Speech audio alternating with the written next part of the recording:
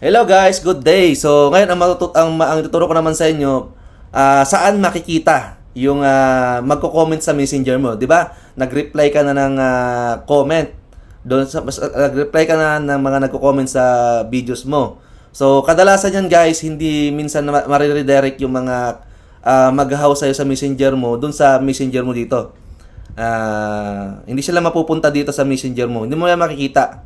Yan, kung nakikita mo, so ulitin natin balik tayo sa Messenger mo. So ang goal natin saan makikita? Yung mga naghaw sa'yo sa Messenger mo, nagaling doon sa mga pinasahan mo ng link sa lahat ng mga naghaw doon sa mga post mo. 'Di ba? Pag naghaw sila, nagpapasa ka ng link ng Messenger mo. Pag pinindot nila 'yan, pupunta sa Messenger mo, maghaw naman sila ulit doon. Actually hindi mo makikita dito sa Messenger mo. Yan, sa Messenger mo, saan mo 'to makita? So again, ang gagawin mo, pinutin mo yung tatlong burger icon sa bandang kaliwa sa taas, yung may number 30. So pag pinindot mo yan, mapupunta ka dito. So makita mo yung chat, marketplace, message request. Yan. So pag pinindot mo yung message request, dito makikita yan. Yung sa You Me Know. Yan. Meron mapupunta dyan. Pag wala dyan, punta ka dito sa spam. Yan. So kagaya nito, merong isa na nandito sa aking message request. 'Di ba? So dalawa lang yan, dito or dito. So, kaya dapat maging ka din dito. Active ka rin sa pagtingin sa mga message request mo. Pero sa simula, medyo matagal bago may mga pumunta dyan. Pero syempre, consistent is the key, di ba? So, ngayon, ang gagawin mo naman dyan, so dahil nga, ito, sabi niya hello. Pero malamang nakita niya yung post ko, kaya siya nag-chat sa akin. Ngayon, ang gagawin ko dyan, papasahan ko siya ng beat ng aking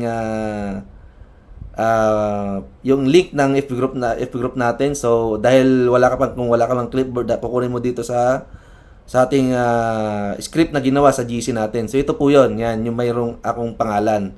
So syempre kung sa iyo ito, pangalan mo, yung meron kang pangalan yung hello. Hi, hello. Join po kayo dito sa Facebook group namin para mapanood mo ang aming free video presentation. Paano kumita through Elite Warriors online system gamit ang Facebook at Reels. Yan, so ito yung ipapasa mong script. Yung may link ng ating FB group. Yan, so i-copy paste mo lang. Then balik ka doon sa message request.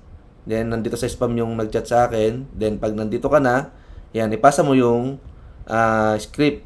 So ang mayroon diyan, mawawala siya dito sa spam. Okay? Mapupunta siya dito sa nandito na siya. 'Di ba? Ngayon, ang gagawin natin diyan, hintayin lang natin siya makapasok sa FB group natin. Pag nakapasok na siya sa FB group natin at ando na siya sa loob, tanungin mo din siya kung asa loob na siya ng FB group natin. Tanong natin. Naka-join na po ba kayo, sir? Yan. So, syempre, hindi pa yan agad-agad kasi hindi pa niya nababasa. So, sabihin natin ito, tingin tayo ng example dito. Hanap tayo. Ito.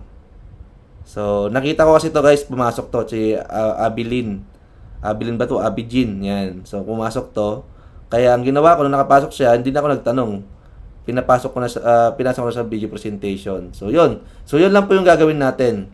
Okay?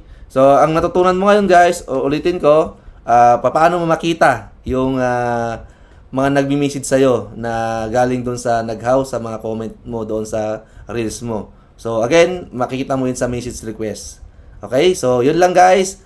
God bless. So kita-kits ulit sa susunod na tutorial ko paano yung sistema natin dito sa Elite Warriors online system. So see you guys. God bless. Bye-bye.